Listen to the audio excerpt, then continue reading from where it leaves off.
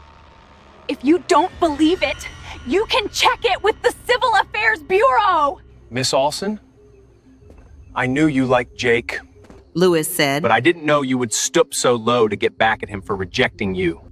He closed the door and the car sped away, while Kira stood there speechless.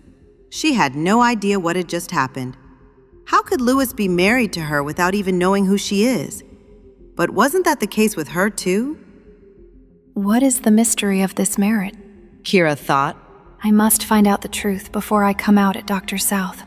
Meanwhile, Lewis's personal assistant informed Isla that Lewis had to leave because of a personal matter. But Isla had seen Kira talking to him, although she couldn't hear what they were talking about. She had even seen him stealing glances at Kira at the party. It made her jealous that someone so influential as Lewis would take an interest in Kira and not her.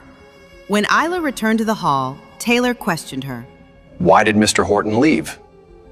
Did we do anything to upset him?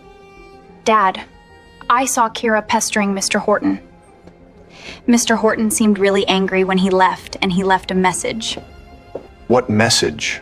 Mr. Horton said he wants you to teach your daughter well. Isla bit her lip. With Kira behaving like this, will the Horton family think that I am the same as her? Taylor's face turned ashen. I'll deal with Kira later. By the way, Jake told me you are arranging a deal with Dr. South for the Horton Group. Isla grew nervous. She had no idea how to contact Dr. South. Hell, she didn't even know if Dr. South knew she existed. But she knew that Jake would earn favors with his family if he got Dr. South to visit the Horton Group. So she had lied. Yes, Dad, I am arranging the meeting, she said in a low voice. Let's go finish the engagement ceremony. Isla changed the topic, but she knew she had to do something soon, or Jake would never marry her. Kira left the Olsen villa on her electric scooter.